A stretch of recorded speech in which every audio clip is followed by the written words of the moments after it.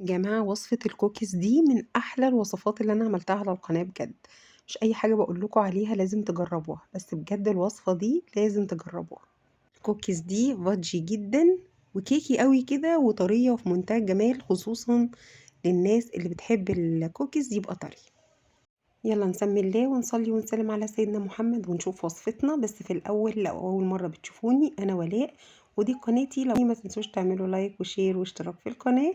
ويلا بينا نبدأ الفيديو. عندي نص كوباية ومعلقة من الزبدة الطرية بدرجة حرارة المطبخ، عليهم نص كوباية من السكر البودرة، وكمان عليهم ربع كوباية من الزيت، ويفضل الزيت ده يكون ملوش ولا طعم ولا ريحة. هنضربهم مع بعض بالمضرب كده لحد ما لونهم يفتحوا يبقوا كريمي بالشكل ده. اضيف عليهم بيضة واحدة بدرجة حرارة المطبخ، وعليها ظرفين من الفانيليا او نص معلقة صغيرة من الفانيليا السائلة. وصفة سهلة وبسيطة وإن شاء الله مقاديرها تكون موجودة كلها عندنا في البيت. الزبدة مش لازم أبدا تكون زبدة نيوزيلندي، ممكن تبقى زبدة نباتي لو مش متاح الزبدة النيوزيلندي. ضربنا المكونات كلها مع بعض كويس قوي كده زي ما احنا شايفين. هنبدأ دلوقتي نحضر الخليط الجاف. دي دول كوبايتين إلا ربع من الدقيق المنخول، لازم يكون منخول، وعليهم ظرف كده من اللبن البودر أو معلقتين كبار من اللبن البودر، وعليهم معلقة صغيرة من البيكنج باودر، ورشة صغيرة من الملح، وكمان معلقتين كبار من الكاكاو الخام الأسباني. يفضل يكون نوع كويس يا جماعة علشان يدينا لون وطعم حلو في الكوكيز بتاعتنا. طبعا أنا نخلة الدقيق وهننخل كمان الكاكاو عشان لو في أي تكتلات نتخلص منها عن طريق النخل. وهنقلب بقى كده الدقيق باللبن البودر. وعلى فكرة إضافة اللبن البودر اختياري، لكن طبعا هو بيدي طعم وطبعا بيضيف قيمة غذائية للوصفة بتاعتنا. هنبدأ بقى نضيف المكونات الجافة على الخليط اللي احنا جهزناه من شوية. هنضيف شوية شوية كده. عموما المقدار ده ان شاء الله مظبوط، بس نلتزم بموضوع ان الكوبايتين الدقيق كوبايتين دقيق الا ربع يا جماعة، علشان ما يطلعش العجينة بتاعتنا تبقى ناشفة معانا. ان شاء الله لو عملنا المقادير دي ومشينا عليها صح وجبنا نوع دقيق كويس، يا ريت كمان لو خاص بالكعك والبسكوت، اي نوع دقيق متعدد الاستخدام بس يكون نوع فاخر. جمعنا كل المكونات على بعض، الدقيق ما فاضش منه اي حاجة، والعجينة كده مظبوطة وسمكها ممتاز. طرية لكن ما بتلزقش زي ما احنا هنشوف دلوقتي. هنعمل لها اختبار بين ايدينا كده، هنلاقيها طرية وبتتشكل بسهولة، لكن زي ما انتم شايفين ما بتلزقش في ايدي خالص.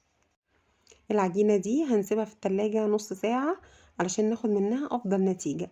لو الجو برد قوي ممكن ما نحتاجش للخطوة دي، لكن في الصيف لازم تدخل نص ساعة بعد العجن في التلاجة. هنشغل الفرن بقى دلوقتي على درجة حرارة 160 170 بالكتير، وهندخل الكوكيز بتاعنا فيه في الرف اللي في النص. هيقعد تقريبا من 10 ل 12 دقيقة بالكتير. شكلها دايرة زي ما احنا شايفين كده، وبعدين هنغطس وشها بس في الشوكليت شيبس او الشوكولاتة القطع لو متوفر الشوكليت شيبس، او احنا بنبقى احيانا حابين نضيف قطع شوكولاتة على الوش.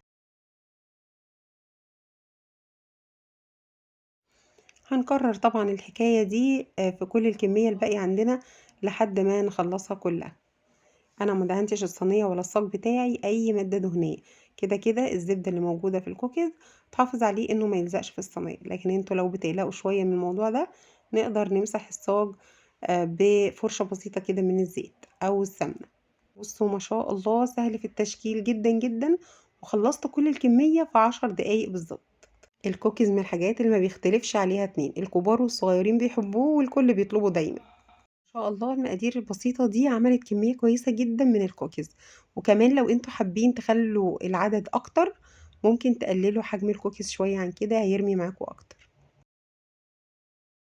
وبقى شكله حتى قبل ما يدخل الفرن والله يتاكل كده، وريحته اصلا جميلة، والزبدة ريحتها طالعة فيه كده خطيرة، ولسه كمان مسويناهوش.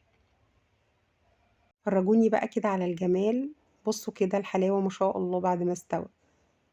عايزة اقول اننا لازم نسيب مسافة بين كل قطعة والتانية واحنا بنشكله، علشان بيفرش شوية صغيرين كده في الفرن، بيكبر شوية.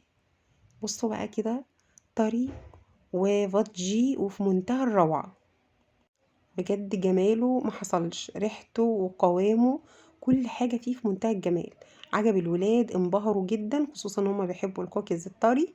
وانا كنت متعمدة طبعا اعمل الوصفة دي تكون الكوكيز اللي فيها طرية شوية علشان هما بيحبوه كده. خلص فيديو النهاردة، اتمنى ان شاء الله ان الوصفة تكون عجبتكم. متنسوش تكتبوا لي رأيكم في الكومنتات، ما تنسوش تعملوا لايك وشير، والسلام عليكم.